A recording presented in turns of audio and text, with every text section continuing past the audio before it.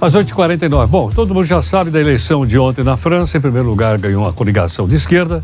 Em segundo lugar, o partido Macron. E a coligação de direita foi para terceiro lugar. Bom, mas a França tem um sistema semipresidencialista. O resultado, como é que funciona isso? Vamos tentar entender. Para isso, nós pedimos aqui para a doutora Carol Pavese, doutora em Relações Internacionais pela London School of Economics. Doutora Carol, muito obrigado aqui por atender o Jornal Nova Brasil. Bom dia, Heródoto. Prazer estar aqui com vocês hoje. Diga o seguinte, com esse resultado, como é que vai se organizar o novo governo da França? Pois é, que confusão e que fim de semana tenso foi esse na França, culminando ontem com uma vitória surpreendente da extrema esquerda, do movimento da esquerda, né, da coalizão da esquerda, derrotando e colocando em terceiro lugar quem era favorito, quem ficou favorito no primeiro turno, que foi o Partido da Reunião Nacional, comandado pela Marine Le Pen. O sistema na França é um sistema semipresidencialista, onde a gente tem a figura do presidente, Emmanuel Macron, que divide o poder junto com a figura do primeiro-ministro. O primeiro-ministro, ele normalmente a liderança do partido que tem a maioria no Congresso Nacional. Até o momento, quem liderava e quem ocupava esse cargo era o Gabriel Attal, que era secretário da Educação também no governo de Macron e que assumiu quando houve a eleição em 2022, partido de Macron majoritário, nomeou então o Gabriel como o primeiro-ministro. O que aconteceu foi que com a dissolução do parlamento na França, o Macron, agora com os resultados de ontem, deixou de ter a maioria no parlamento, são 577 cadeiras, para se ter uma maioria de 50% mais um, é necessário ter 289 assentos. Nenhum partido conseguiu chegar nesse número de 289 cadeiras para ter essa prerrogativa de nomear o primeiro-ministro. Então agora tem um grande problema colocado na política francesa e para o Macron de se ver como se vai definir então quem pode nomear e quem será o novo primeiro-ministro. Doutora Carol, agora o mandato do Macron continua. O mandato do Macron continua, Heródoto. Ele foi reeleito em 2022 e tem um mandato aí de mais 3 anos previstos. Então ele ainda fica no poder, pelo menos formalmente. A questão é que se ele não conseguir resolver esse impasse, tanto no Congresso e conseguir entregar um governo, essas eleições trouxeram um maior desgaste para a figura do Macron. Então pode ser que a gente veja uma grande pressão do seu partido e da população que isso venha a levar a uma renúncia. Mas aí isso seria uma decisão do próprio Macron. Oficialmente ele tem o seu cargo assegurado por 3 anos ainda. Doutora Carol, o voto na França é optativo. Haja vista que no primeiro turno votou aproximadamente 26% da população e no segundo foi mais de 50%.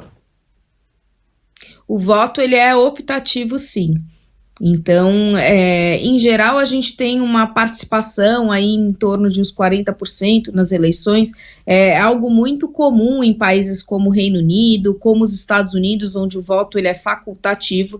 E o que a gente teve foi, com essas eleições do Congresso, principalmente com ontem, uma presença nas urnas maior do que já tinha se visto aí nas últimas décadas. Então, houve uma mobilização em comum dos eleitores para participar desse pleito.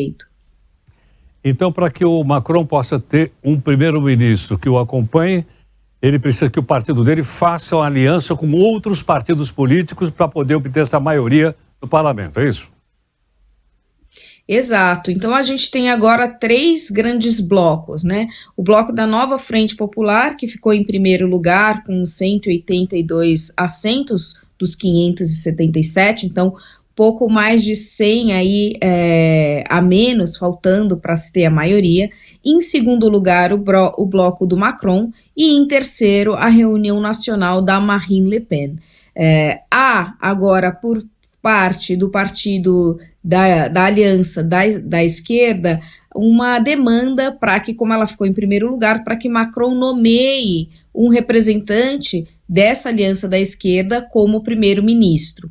Há também a opção de que Macron tente costurar uma aliança entre o seu partido e essa aliança da esquerda. O que deve seguir isolado é a extrema-direita da Reunião Nacional, do qual o que a gente viu foi justamente uma aliança uma mobilização entre os outros partidos para justamente bloqueá-la. Mas há esse grande impasse agora de ver quem vai ser o primeiro-ministro. Hoje de manhã, um pouco mais cedo, Gabriel Attal entregou a sua carta de renúncia do cargo de primeiro-ministro para o Macron, e o Macron, agora nos últimos minutos, acabou pedindo para o Attal continuar, pelo menos temporariamente, como primeiro-ministro. Então, o Attal permanece primeiro-ministro, mas é uma situação temporária até que se resolva.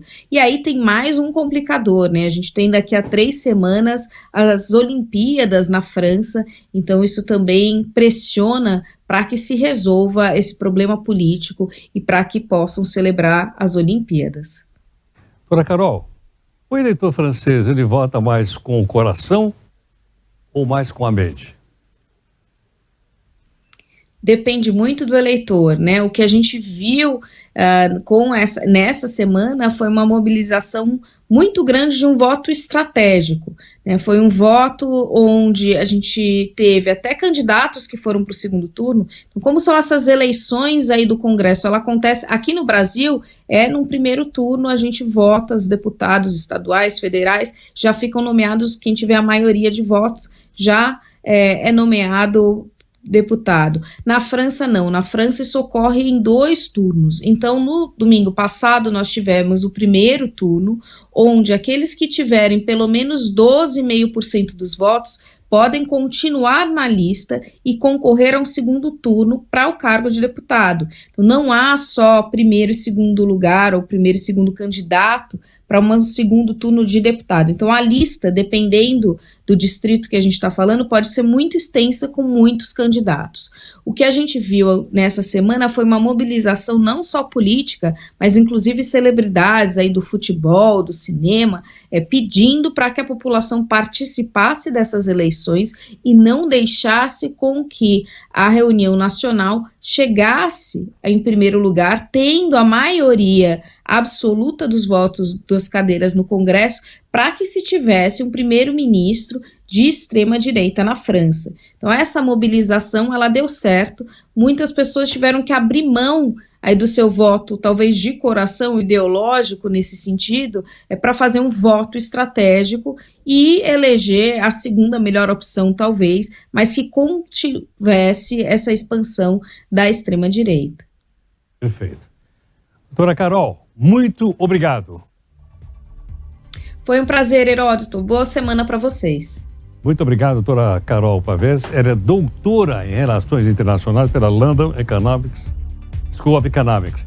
Claríssimo, muito didático, muito fácil a gente entender, porque é um imbróglio, né? E aí está, então, a explicação para que a gente possa, como cidadão, entender.